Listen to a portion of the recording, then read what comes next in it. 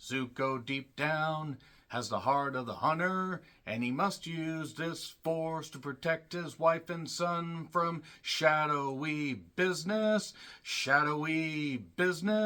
so they don't see such horrors anymore. In Heart of the Hunter, a Netflix original from South Africa. This was directed by Mandela Dube and based on a novel by Dion Meyer and written by William Grobler. And this stars, I'm just going to get this right, Bonko Koza, who plays Zuko. Hey, Zuko, hey, from 4 to 3, the men gunning for me. He wants to take down this espionage plot, basically at the core of the South African government. There's a very, very, very vicious individual that has a whole bunch of charges coming up against him, but witnesses are being killed off, and everybody that could take him down, no matter who they are, no matter how low or high, he is bound and determined to take out everybody that could stop him and win the presidency of South Africa. So there you go. That's pretty much about it for the plot, because they just introduce a whole bunch of characters that might mean something, but they aren't given enough time to develop. We just have characters over here and over here and over here, and at the heart of it is Zuko, a man that is a retired assassin that just wants to be there for his wife, her son, and yes, he is not the stepfather, he is the father that stepped up, and he just is not about that life anymore. But then his friend Johnny Klein, no really, there is a character named Johnny Klein in this movie, making it sound like he's a 1930s gangster. Hey, Johnny Klein, I ain't saying nothing. Yeah, wise guy, huh? Anyway, yeah, Johnny Klein, he has some files. He hands them to a friend of his named Mike Bresler and says, here, take care of these files. Then other characters get introduced. And then it turns out that this whole thing about, Zuko being, this Heart of the Hunter assassin has this warrior spirit inside him. He's not the only one that was part of this group. There are others that are basically trying to take down this evil presidential candidate.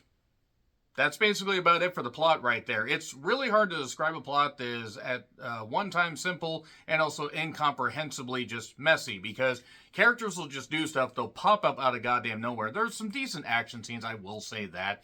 But yeah, that's basically about it. There isn't a lot of meat on the bone here for this movie. There are some cool camera tricks, some cool shots. There's one particular part with, some shots of Zuko on his motorcycle in whatever part of the wilderness they're in, and a cool shot involving a police barricade and a propane carrying truck.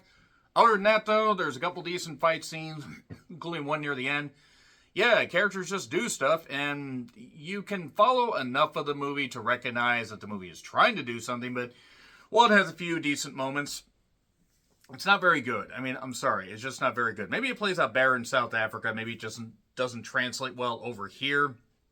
But just something about this film seemed really messy, and I will say that the guy playing Zuko does a pretty good job.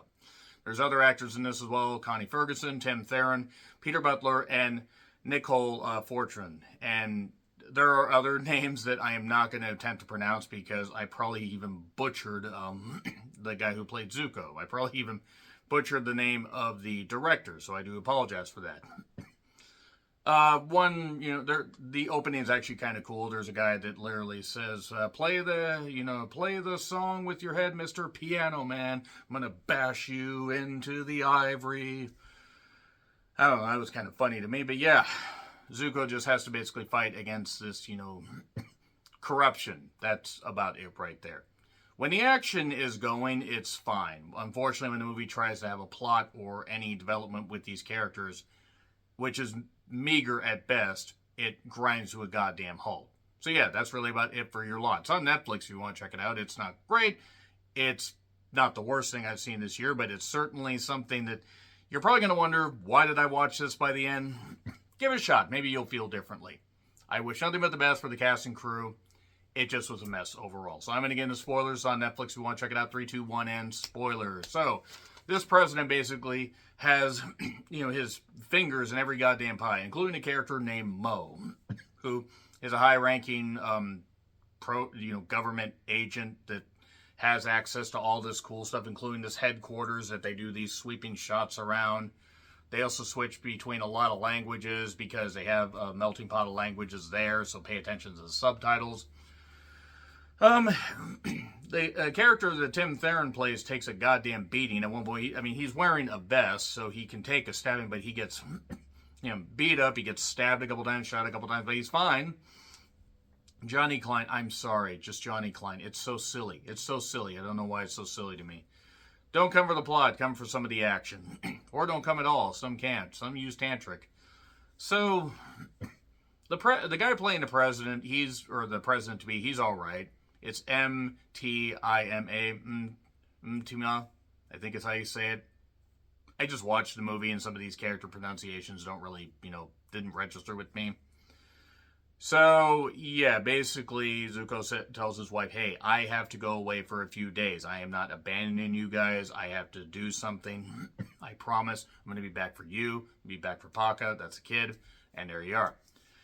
Well, during the interim, after Mr. Bresler gets this stuff and Johnny Klein ends up shooting himself, Zuko ends up having flashbacks. He's out in the wilderness. There's a character named Gemini. At least that was her code name. That actress was fine. She was all right. And then there's a young lady that's going to assist Mr. Bresler called Allison. And I got to say, that actress, she tried to do her best. She just wasn't given much to do. See, there were germs of ideas and crumbs of good ideas here, but it's just they didn't give any of the characters a chance to breathe. And it just ended up being a tonally inconsistent mess. So after they take the mother in for interrogation, basically it's obvious all the police are in on all this stuff. We find out how Zuko came into their lives. We see in the beginning, by the way, he ended up killing somebody. And it turned out that person actually had a kid. And, he said, the family wasn't supposed to see that. He didn't want to be about that life anymore. And that's before Johnny Klein shot him, before cancer was really going to take him. That's one of the reasons that he ended up doing a chase with the police, leading him on a chase, and then shooting himself and falling off a goddamn bridge. It's never the answer, but, when you're terminally ill, I guess you don't have that many options. So, the one cool scene with the bike and the propane truck, that was okay. That was actually fine. And then, things start to pick up a bit in the third act. At least we get some fights and we get some stuff. And unfortunately, during this, Gemini or Nullity, I'm just going to say Gemini, it's easier to say, tries to lead the wife away. Unfortunately, she jumps and doesn't land on the scaffolding and falls to her goddamn death. See, and you thought that Jim Crockett Promotions was dangerous when they did that. That's a deep cut for wrestling fans. So she dies, but Zuko doesn't blame her. It's okay. They're going to come together, but he has to go get he has to go get the president-to-be because now his son is kidnapped. And then he does. And then he ends up fighting Tim Theron's character. And then the character of Mo shows up. That, is like the one that's doing the bidding of this president-to-be. And then she decides to shoot the president-to-be because she's basically had it. All the rain's pouring down, by the way. And also, there was a part after getting, beat up where just before this, Zuko goes to a village I assume that he had some ties to from his past. And he got healed. But that was right back, like, in civilization. So, I don't know much about the geography layout of South Africa, but apparently you just bop anywhere in about 30 goddamn minutes. So, he basically is going to kill Tim Theron's character. He doesn't hit a nice cross arm breaker. That was pretty goddamn nice. I'll say that much right there.